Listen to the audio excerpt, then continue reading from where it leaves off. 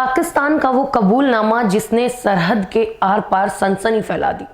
पाकिस्तानी सेना प्रमुख जनरल आसिम मुनीर ने पहली बार माना है कि भारत के साथ हुए हालिया सैन्य संघर्ष में पाकिस्तान की हालत कितनी पतली हो गई थी।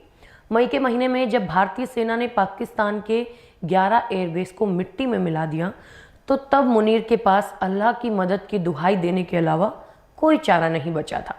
आइए जानते हैं आखिर क्या था वो ऑपरेशन सिंदूर और पाकिस्तान क्यों आज भी खौफ में है।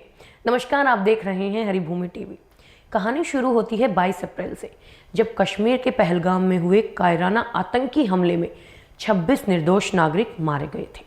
भारत ने इस बार चुप रहने के बजाय जवाब देने का फैसला किया। 7 मई को भारतीय सेना ने ऑपरेशन सिंदूर लॉन्च किया। भारत की जांबाज सेना ने सीमा पार कर पाकिस्तान और पीओके में मौजूद आतंकी ठिकानों को नेस्तनाबूद कर दिया। 4 दिनों तक चली इस भीषण जंग में भारत का पलड़ा इतना भारी था कि पाकिस्तान के 11 महत्वपूर्ण एयरबेस तबाह हो गए।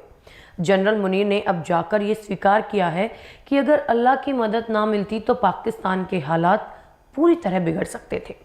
10 मई को एक समझौते के बाद ये संघर्ष रुका, लेकिन पाकिस्तान की कमर टूट चुकी थी। इस्लामाबाद में नेशनल उलेमा कॉन्फ्रेंस को संबोधित कर जनरल मुनीर ने अपनी हार पर धार्मिक चादर ओढ़ने की कोशिश की। उन्होंने पाकिस्तान की तुलना 1400 साल पुरानी रियासत ए मदीना से की।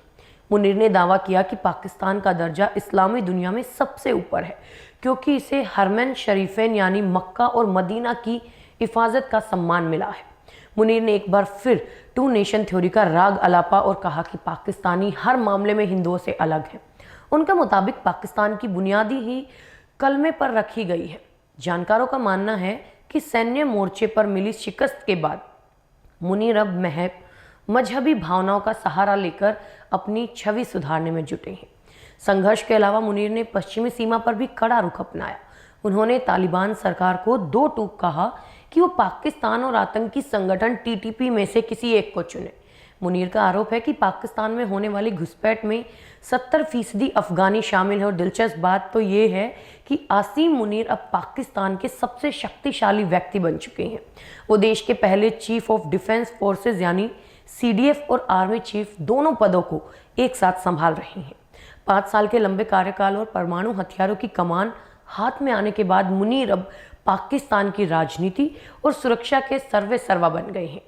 भारत की ताकत और जनरल मुनीर के इस कबूलनामे पर आपकी क्या राय है? आपको क्या लगता है कि पाकिस्तान धर्म के नाम पर अपनी विफलताएं छुपा रहा है? हमें कमेंट बॉक्स में जरूर बताएं।